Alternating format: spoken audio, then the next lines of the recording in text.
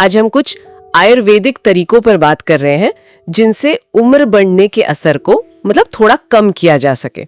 अक्सर लगता है ना कि उम्र के साथ एनर्जी कम हो जाती है। हाँ बिल्कुल। तो क्या इसे धीमा करने के कुछ आसान रास्ते हैं? हमारे पास जो स्रोत है वो रोजमर्रा की जिंदगी में अपनाने लायक उपाय बताते हैं। सही कहा आपने। आयुर्वेद में उम्र को सिर्फ साल गिनना नहीं मानते, उसे जरा या वृद्धावस्था कहते हैं। और ये असल में शरीर की 3 ऊर्जाओं यानी दोषों वात, पित्त, कफ के बिगड़ने से जुड़ा है। अच्छा। और जैसा कि स्रोत बताते हैं, उम्र के साथ खासकर वात दोष जो हवा और आकाश से जुड़ा है वो बढ़ जाता है। ओ, वात दोष। हाँ, इसी से वो रूखापन, कमजोरी, जोड़ों में दर्द, याददाश्त में कमी, ये सब लक्षण आते हैं। तो हमारा लक्ष्य इन दोषों को, खासकर वात को बैलेंस में रखना है। तो ये बैलेंस कैसे बनाएं? स्रोत शायद रोज की आदतों में बदलाव की बात करते हैं, जैसे सुबह की शुरुआत। बिल्कुल। स्रोतों में सुबह जल्दी उठने पर मतलब ब्रह्म मुहूर्त में, जो सूरज उगने से करीब 1.5 घंटा पहले होता है, उस पर काफी जोर दिया गया है। 1.5 घंटा पहले? अच्छा। हाँ, माना जाता है कि उस वक्त माहौल शांत होता है, तो वो नेचुरली वात को शांत करता है और दिन भर के लिए ताजगी देता है। और उठने के बाद तुलसी अदरक की चाय पीने का सुझाव है। ये दोनों गर्म तासीर की हैं, तो पाचन अग्नि को जगाती हैं और शरीर से वो जो आम या टॉक्सिन्स कहते हैं उन्हें निकालने में मदद करती हैं। इम्यूनिटी भी अच्छी होती है। और नाश्ते का क्या? सुबह अक्सर लोग भारी खा लेते हैं। स्रोत इसके बिल्कुल उलट सलाह देते हैं। हल्का, आसानी से पचने वाला नाश्ता, जैसे दलिया हो गया या मूंग दाल का हलवा या फिर फल। अच्छा, हल्का नाश्ता। हाँ, ताकि पाचन तंत्र पर बोझ ना पड़े, जो उम्र के साथ वैसे भी थोड़ा धीमा हो जाता है। और दिन भर भी मतलब ताजा, हल्का और गर्म खाना, तला भुना, बासी खाना, इनसे परहेज करना चाहिए। ये वात बढ़ाते हैं। स्रोतों में देसी घी का भी जिक्र है। ये थोड़ा आजकल फैट को लेकर लोग काफी सोचते हैं। हाँ, ये सवाल आता है मन में।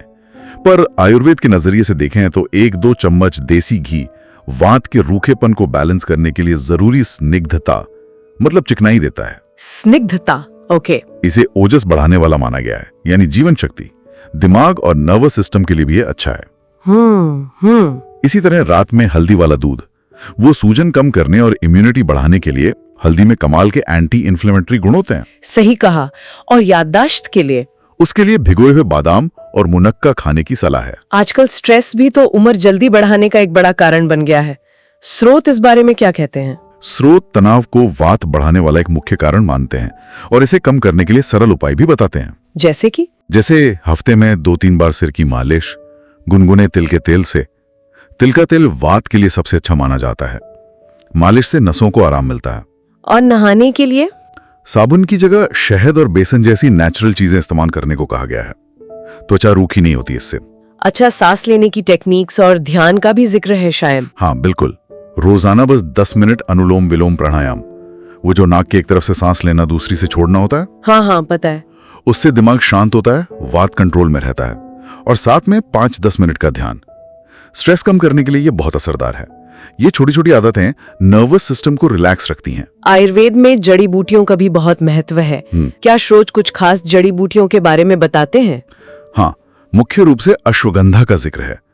ये एक रसायन है, मतलब शरीर को फिर से ताकत देने वाली।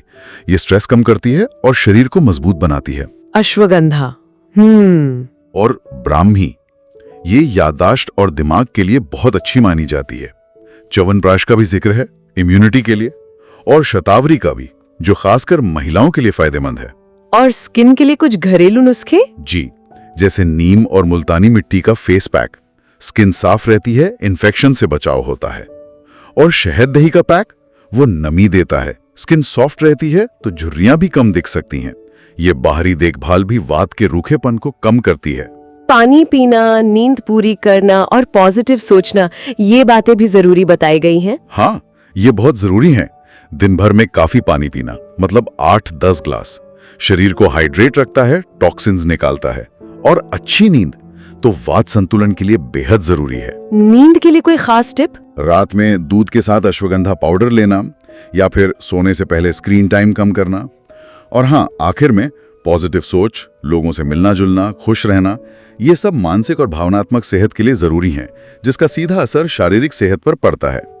तो कुल मिलाकर इन स्रोतों का सार यही है कि उम्र से लड़ना नहीं है, बल्कि रोज की साधारण नियमित आदतों से शरीर की ऊर्जाओं मतलब दोषों को संतुलित रखना है।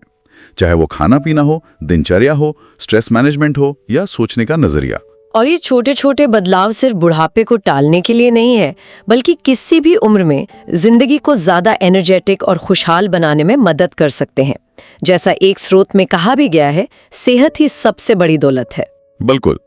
वैसे ये स्रोत ज्यादातर व्यक्तिगत आदतों पर ही ध्यान देते हैं। एक सोचने वाली बात यह भी है कि हमारे आसपास का माहौल हमारे समुदाय की आयुर्वेदिक तरीकों से सेहतमंद रहने और उम्र को बेहतर तरीके से जीने में क्या भूमिका हो सकती है। मतलब इन व्यक्तिगत सुझावों से आगे बढ़